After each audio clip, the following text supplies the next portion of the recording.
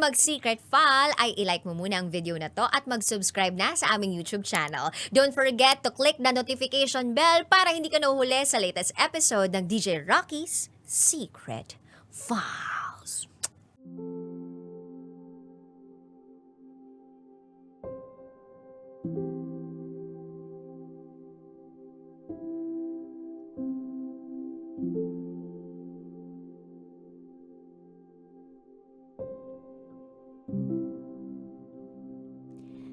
And now, it's time for DJ Rocky's Secret Files with Jello.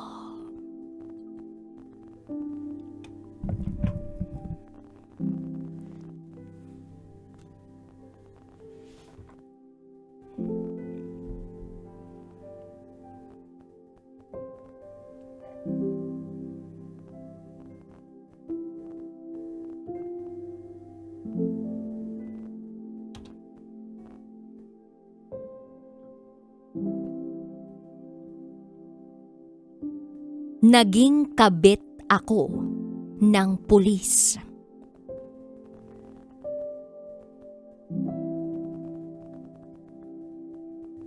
Hi DJ Rocky at DJ Jello. Lagi akong nakasuporta sa programa ninyo. At sa pagkakataong ito, parang gusto ko ring magbahagi ng sarili kong kwento na makapagpapagaan ng bigat na daladala ko. Itago niyo ako sa pangalang M. Single mother of 2. At ito, ang aking secret files.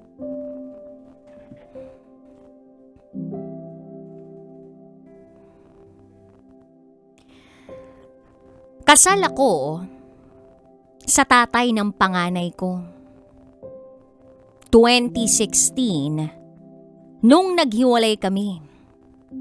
Hindi ko na kasi kinaya yung pagiging seloso, lasinggero, at batugan niya. Ako ang nagtatrabaho para mabuhay ang anak namin. Tapos, uuwi ako at madadatnan kong wala siya sa bahay. Nasaan siya? Nasa inuman. Kaya ayun, napagod ako.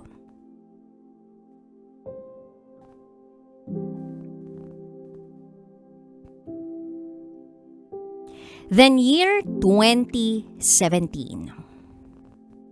Nagkabalikan kami ng masasabi kong first love ko. Itago natin siya sa pangalang HJ. All these years, kahit na nagkaroon ako ng asawa, hindi siya nawala sa isip at puso ko. 4th year high school ako noon nang maging boyfriend ko siya. Nawalan kami ng communication at wala talaga kaming formal breakup.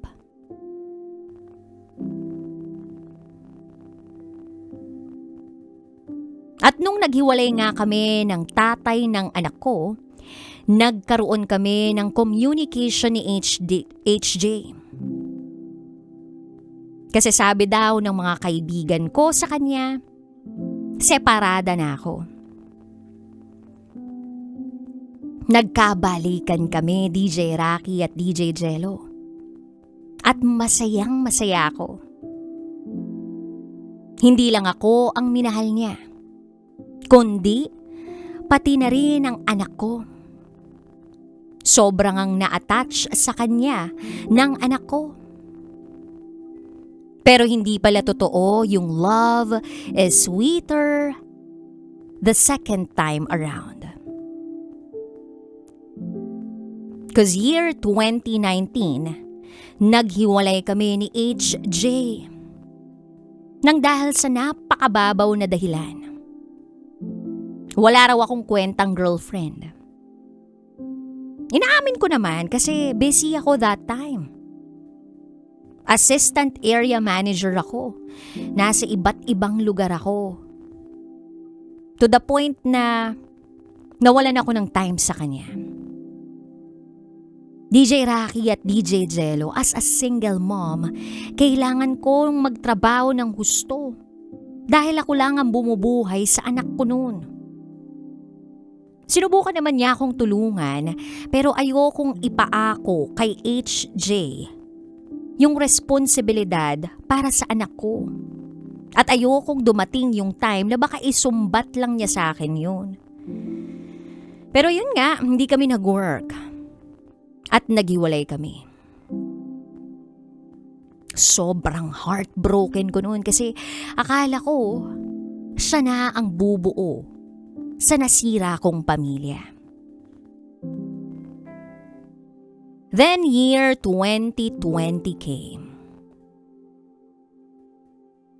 Naka-move on ako. That time, pandemya. Nawalan ako ng trabaho. Temporarily close yung kumpanyang pinapasukan ko.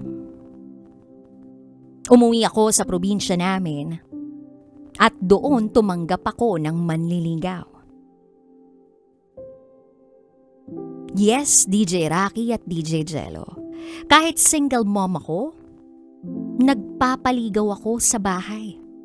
Dahil gusto kong makita ng anak ko yung manliligaw ko.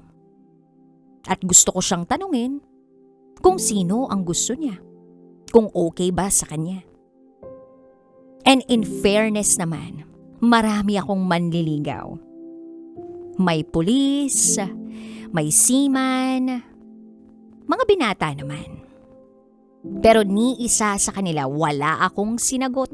Wala akong nagustuhan. Hanggang sa nakakilala ko ng isang lalaki na itago natin sa pangalang VJ.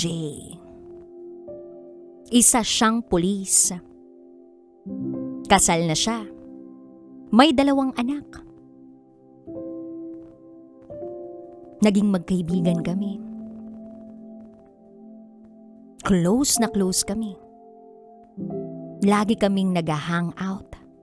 Lagi kaming nagkukwentuhan. Lagi kaming magka-chat. To the point na nilalabasan ko siya ng lahat ng hinanakit ko sa buhay. In short, naging shoulder to lean on ko siya that time. Ang gaan at ang saya niya kasama. At talagang napakagaling makisama nito ni VJ. Yung kahit kanino, mabait talaga siya. Hanggang sa hindi ko namamalayan, DJ Rocky at DJ Jello, na nahulog na ako sa kanya. Pero never kong inopen up yun kasi nga, alam ko namang mali. Alam kong may asawa si VJ. May mga anak sila. Pero, yun yung nararamdaman ko. Na mahal ko na siya. At nararamdaman ko rin ganun din siya sa akin. Hindi lang namin inaamin. Hanggang sa isang gabi, lumabas kami na 2 lang kami. Sobrang saya namin. Na para bang meron kaming sariling mundo. Hindi kami lasing, pero hindi na namin nakontrol ang feelings namin sa isa't isa. Na umabot kami sa punto na hinalikan namin ang isa't isa. DJ Rocky at DJ Jello, kiss lang yun. walang nangyari. Pero that time, ramdam ko sa sarili ko na kinikilig ako, na masaya ako. After that, hinatid niya ako sa bahay. Hindi namin pinag-usapan ang nangyari. Tuloy lang kami sa pagkikita namin. Hanggang sa hindi na namin napigilan ang mga sarili namin. One night, yung halikan, nasundan pa ng isang pangyayari na hindi na namin napigilan. Naulit ng naulit na may nangyayari sa amin. At ilang beses kaming nagkikita ng patago para lang mag-sex. Alam ko na maling-mali ako, na ang tanga-tanga ko. Kasi nga, may nangyayari sa amin ni VJ na alam kong pamilyadong tao na. Tapos hindi namin pinag-uusapan kung ano ba talaga kami. Hanggang sa year 2021, bumalik na ako sa trabaho. Umalis ako sa probinsya namin at hindi ako nagpaalam sa kanya. Pero hindi pa rin naputol ang communication namin ni VJ. Lagi siyang tumatawag, nangungumusta. At para mapigilan ko na ang sarili ko sa nararamdaman ko kay VJ, nagdesisyon ako na mag-entertain ng manliligaw. Itago natin siya sa pangalang N. Sinagot ko siya. Pinutol ko ang komunikasyon namin ni VJ. Binlock ko siya sa lahat ng social media accounts ko at kahit sa phone number. Okay naman kami ni N. Nag-live-in kami. Pero unti-unting naging malabo ang relasyon namin dahil sa pagseselos niya nang wala sa lugar. Lahat pinagseselosan, pati mga katrabaho ko. Nagbubukas ng cellphone ko. At magugulat na lang ako na may mga nakablock na sa account ko. Hindi na healthy para sa akin ang ganong klaseng relasyon. Then year 2023, nagdesisyon akong bumalik sa probinsya para naman mag-apply pa ibang bansa. That time, naghihintay na lang ako ng medical examination sa ina-applyan ko pa ibang bansa. Break na kami ni N. At ang hindi ko inaasahan, after naming maghiwalay, ay delayed ako. Nabuntis ako sa pangalawa kong anak. Ang tatay ay si N. Sinabi ko sa kanya ang balita. At dahil buntis ako, nagkabalikan kami. Year 2024. Nasa trabaho ako noon. Shock na shock ako. Dahil sa hindi inaasahang pagkakataon, nakita ko si VJ. Kapapanganak ko lang noon. Nung magkita kami at magtama ang mga mata namin, wala kaming reaksyon. Yep. Nagulat ako, oo. Pero hindi ko pinakita sa kanya yung tunay kong emosyon. Hindi naman niya syempre alam na nakauwi na pala ako.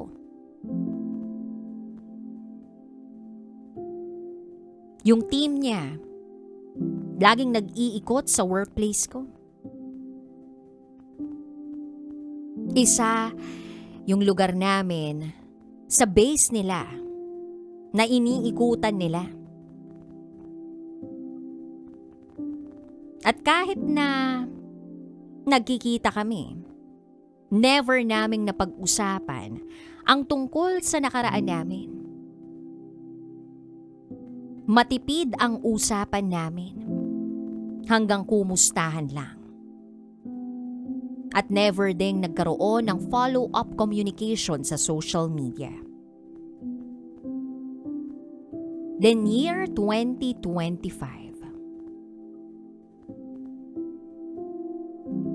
Akala ko nung magkaanak kami ni En, magiging okay na ang relasyon namin. Dahil may assurance na siya sa akin. May anak na kami. Pero naghiwalay na naman kami. Yes, DJ Rocky at DJ Jello. Naghiwalay na naman kami ni En. Dahil hindi siya nagbago. Seloso pa rin siya at nakakasakal. Sobrang sakit na rin niyang magsalita. At dahil doon, alam ko nang ikakasira yon ng mental health ko. Kaya itinigil ko na. Hindi nagtagal, nagkaroon kami uli ng communication ni VJ.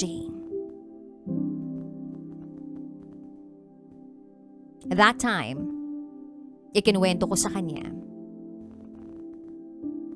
na failed na naman ang relationship ko.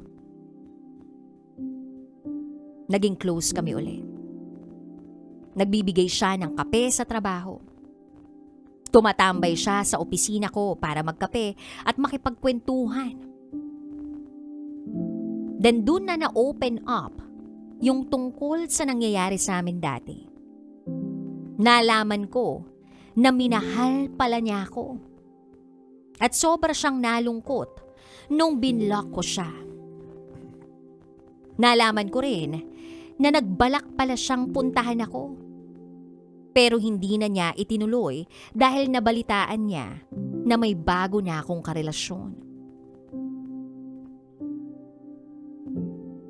Hanggang sa natugpuan na naman namin ang mga sarili namin na nahuhulog ang loob sa isa't isa.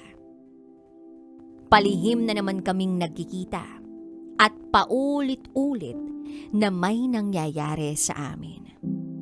DJ Rocky at DJ Jello, ramdam ko ang pagmamahal at pag-aalaga niya sa akin. Then nag-decide na ako na ituloy ang pag-a-abroad. Sinuportahan niya ako. Sinuportahan niya ako financially kahit hindi ko hinihingi yun sa kanya. At masaya talaga ako kahit alam kong mali. Lagi niyang sinasabi sa akin na mahal niya ako. Hindi kabit ang tingin at turing niya sa akin. Kasi nirerespeto niya ako. May mga pagkakataon pang lumalabas kami, pero walang nangyayari sa amin. May mga time pa nga na nagpupunta kami ng simbahan para ipagdasal pa ang mga kasalanang nagagawa namin.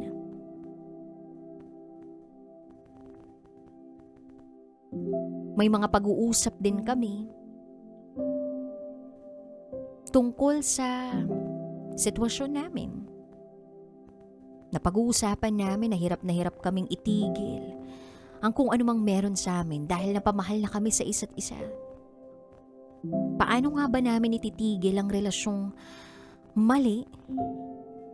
Pero dito kami lumiligaya. Alam naman niya na maling-mali.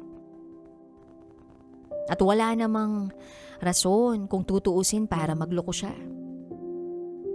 Sa totoo lang, DJ Rocky at DJ Jello, ang ganda ng asawa ni VJ. Professional pa. At kung ikukumpara sa akin, wala ako.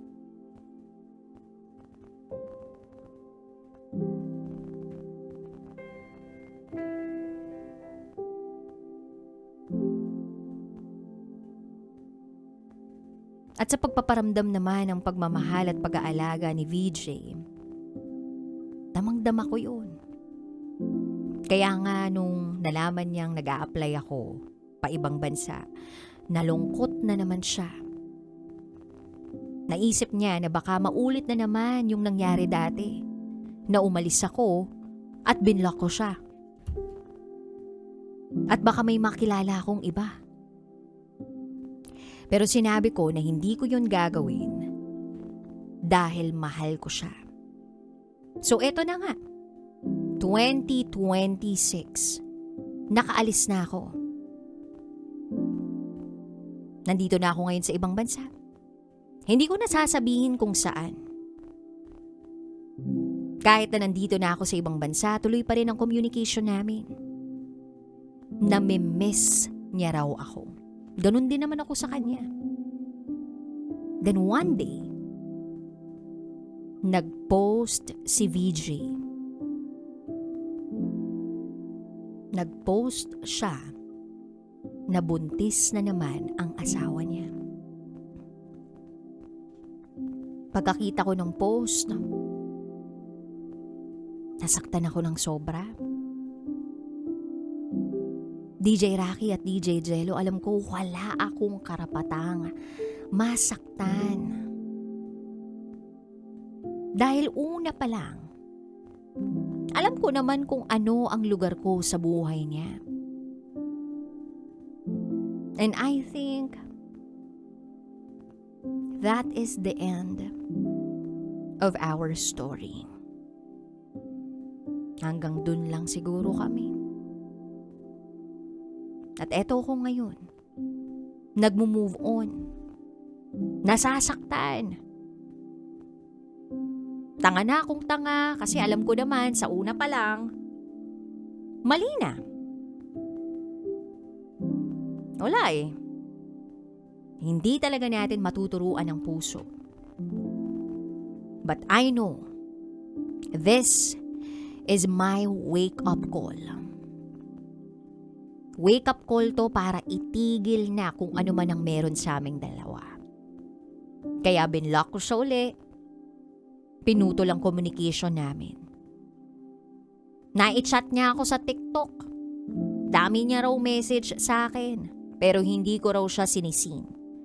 At hindi na raw niya ako nakikita pa sa ibang accounts. Tinanong niya ako kung anong problema. So nag-reply ako.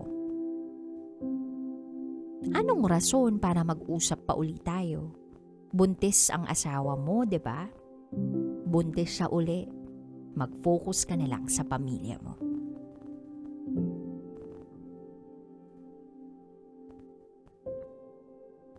So maybe that's it for me. Nagpapakatatag na lang ako sa ibang bansa para sa future ng mga anak ko.